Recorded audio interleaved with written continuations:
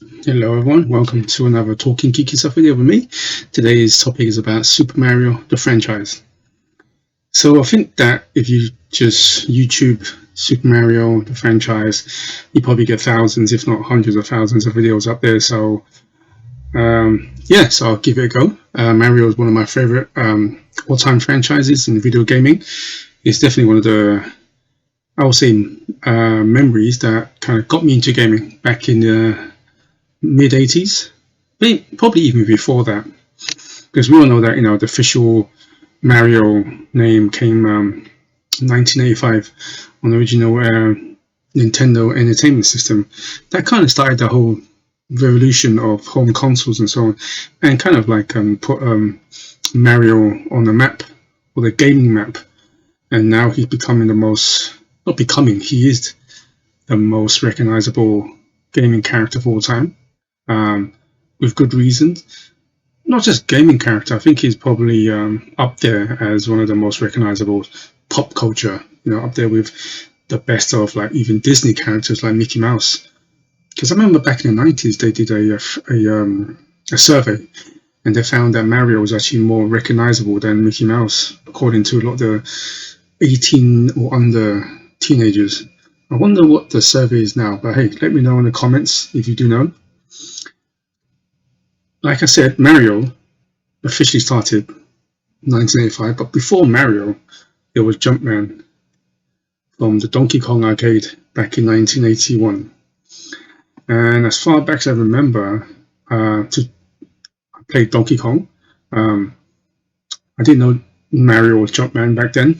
I think that Jumpman, the name kind of got famous after Mario became famous, and people started doing a bit of history lesson and say, yeah, before Mario, he was called Jumpman, and Mario's based on, I think, a janitor manager, the manager of cleaning a janitor or something like that in Nintendo offices was Mario, and Miyamoto named his character after him. As far back as I remember playing Donkey Kong. Never finished it because it was a hard game. It's still hard today. I mean, you've watched the documentary, you know what I mean? And yeah, so that kind of started I would say this is one of the few games that got me into gaming, and I think a lot of people around my age started to remember that. Moving on, of course, like I said earlier on, he's a video game icon, probably the most recognizable gaming character of all time. His character never really changed much, design-wise, of course. Better technology, better graphics. His character got more refined.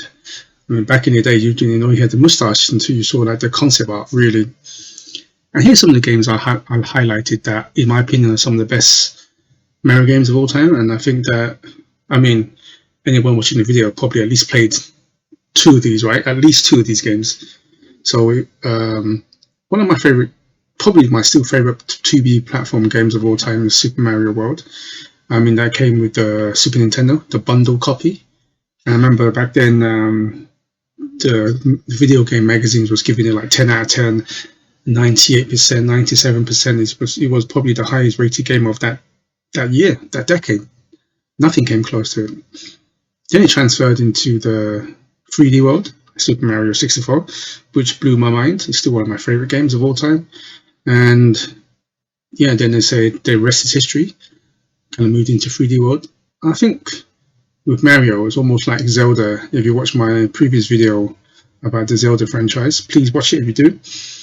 Mario is one of those, not only the recognizable character of all time, but his games are also revolutionary. They revolutionized that particular genre, the 2D platform, the 3D, even the way that opened Mario Galaxy games, even 2.5D games, are bringing 2D back. Some of the 2D games have come back and selling over 10 million copies, and so on. I mean, what's in store after Super Mario Odyssey?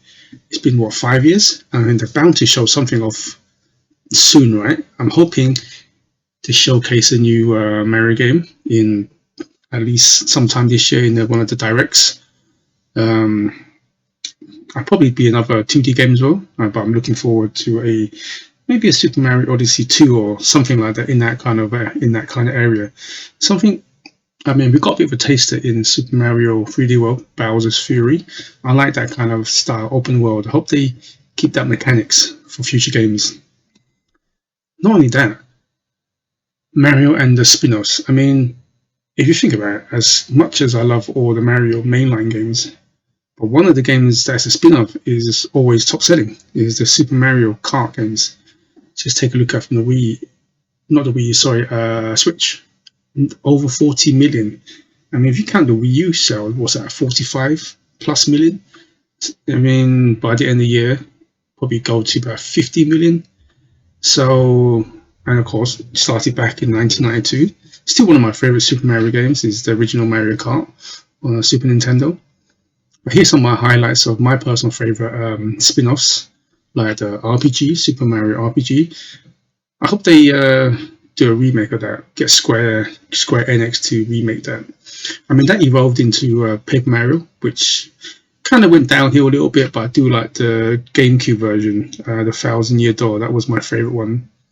The Mario Party. I like the first two on the 64, Golf and Strikers. I'm looking forward to the Switch one, but I did like the Mario Strikers for GameCube.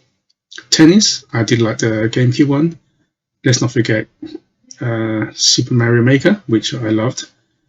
And last but not least is Super Smash Brothers or Smash Bros. Ultimate is the ultimate game, my favorite one. Before that was Melee was my favorite, but no, Ultimates is my favorite. I mean, what's not to like about that? He has a cast of, what is it, nearly 100. The best crossover in gaming history. I don't think it ever get topped. I don't think it can ever happen again. I mean, Super Mario Smash Ultimate for the Switch, it just outdid itself. I don't know what they're going to do next. I'm looking forward to what they do next, but I really don't know what they can do after that. And then you got the characters. Like all great franchises, you have all these wonderful, colourful characters. And here's my four favourite. Luigi, Yoshi, Wario, and Toad. Not only there's plenty of other characters. I mean, you can take a pick. All of them have their own personality. They're great, they're fun characters. But not only that, they're all just the last slide was spin-offs, and you can say these characters are spin-offs as well because they have their own games, like Luigi Mansion. Fantastic games, getting better and better. The sales speaks for itself. Yoshi, Wario Shake It. I love that on the Wii. I know he's got other things like Smooth Moves and those kind of games, but I particularly like the Shake It. And then you got Captain Toad. Yes, it. I'm not even sure if this is actually the same Toad from Captain Toad. Well, let me know in the comments. So not only that, Mario itself, not just a iconic character, but he also lends his fame, so to speak, to help push his friends, his other characters, and help them with their games and so on, their popularity. I mean, the more you play Mario games, the more these characters get exposed, and the more you want to find about their characters. So you start to buy their games, and they create their own little franchises. And then you got what is worth having the greatest character when you don't have any merchandise. Here's a little picture from Nintendo store in Tokyo. I'm meaning to go there. I mean, Mario is not only just selling hundreds of millions of games and hundreds of millions of dollars from the gaming and spin-offs, but probably hundreds of millions of dollars of the merchandise alone. I think that any gamer, probably 90% of all gamers, even if you're not into Mario, you've got to at least have some sort of Mario-related merchandise. Please let me know. And something I'm looking forward to going. I know that Japan's at the moment very restricted. Slowly, easing the restrictions. So I'm planning to go hopefully by end of the year, 2022. If not 2023, whenever the country's ready to let the tourists back in, I need to go here because I've been to Tokyo a few times and I've always preferred Universal Studios over Disney World or Disneyland. Not a big fan of Disney stuff. Not in saying that Disneyland's not good. It's still fun, but I always prefer Universal Studios. And now they've added Super Nintendo World to the attractions. It's much more appealing, and growing up with Mario in Japan itself, definitely looking forward to go there. And yeah, hopefully the restrictions will ease off hopefully soon. Definitely get my tickets and fly over to Japan and start spending money and buying a whole load of stuff. And last but not least, the movie. So what do I think about this?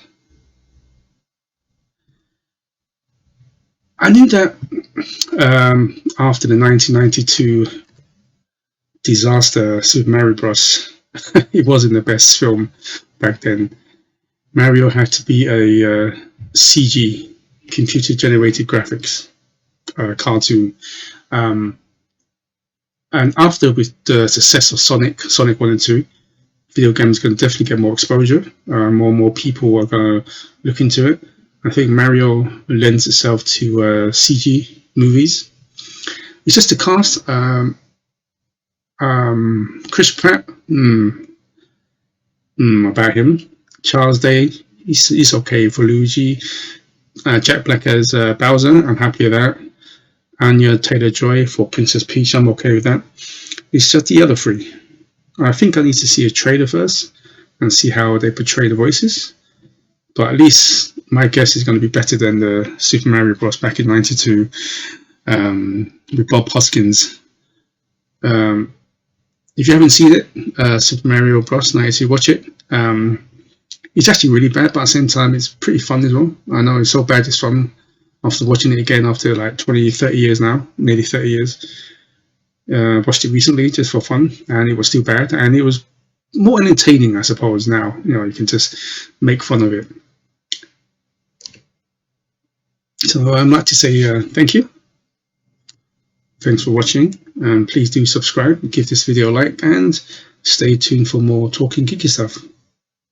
Good morning, good afternoon, and good evening, wherever you are. Please stay safe. Goodbye.